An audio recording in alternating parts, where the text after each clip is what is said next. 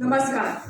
स्वातंत्र्याचा अर्थ निराळा भारतीयाने समजून घ्यावा, कुंठित बुद्धीचा उपराळा उत्क्रांती सम सोडून द्यावा.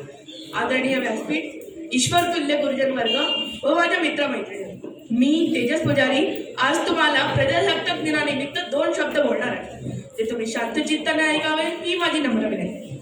सर्वप्रथम आपणा सर्वांना प्रजासत्ताक दिनानिमित्त हार्दिक शुभेच्छा. आज आपण येथे प्रजासत्ताक दिनाला साजरा करण्यासाठी जमलो आहोत. प्रजासत्ताक दिनाला गणराज्य दिन असेही म्हणतात. गणराज्य म्हणजे प्रजेचे राज्य. आपला भारत एक गणराज्य आहे, म्हणजे प्रजेने, प्रजेसाठी, प्रजेकडून चालवून राज्य. कारण 26 जानेवारी 1950 रोजी भारतीय राज्यघटना लागू झाली, ज्याने भारताची घटना स्वतंत्र प्रजासत्ताक म्हणून घोषित केली गेली. आजच्या दिवसाचा मूळ उद्देश हाच होता की आज आपण स्वतंत्राने कोणतेही निर्णय घेऊ शकतो व कोणत्याही प्रकारच्या दडपशाही व गैरवर्तनाविरुद्ध आवाज उठवू शकतो.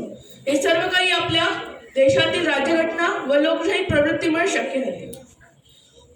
आपल्या भारतीय राज्यघटनेच्या भाग 3 अनुच्छेद 12 ते 35 मध्ये अंतर्भूत केलेले मूलभूत अधिकार नागरिक स्वातंत्र्याच्या हमी देतात, जेणेकरून सर्व भारतीय भारताचे नागरिक म्हणून स्वातंत्र्याने आणि शांततेने त्यांचे जीवन जगू शकतात. हे अधिकार मूलभूत म्हणून ओळखले जातात कारण हे सर्वांगीण विकासाची अपेक्षा आहे. भारतीयांनी समानतेचा अधिकार, शोषणाविरुद्धचा अधिकार, स्वातंत्र्याचा अधिकार, धर्मस्वातंत्र्याचा अधिकार, शैक्षणिक व सांस्कृतिक हक्क व घटनात्मक उपायांचा अधिकार हे 6 मूलभूत अधिकार केवळ संरक्षित नव्हे तर मानवी हक्कांचे घोर उल्लंघन रोखण्यातही मदत करतात. म्हणूनच आपल्यासारख्या प्रत्येक भारतीयास आपले अधिकार आणि हक्क माहीत हवे. त्यासाठी